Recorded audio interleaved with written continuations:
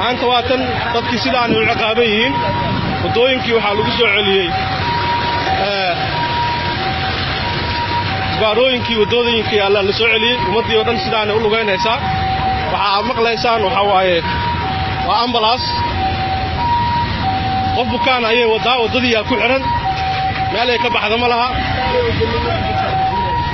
qof miskiin ah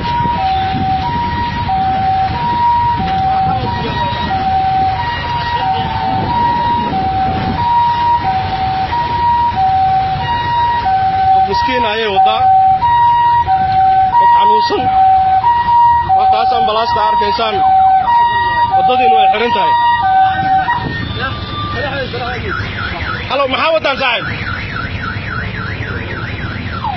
maxaa wadaan ya waxaan ku duubaa inaan dantaada aan ka talino qof bukaana wadaa Soomaa maxaa ku dhacay qofkaas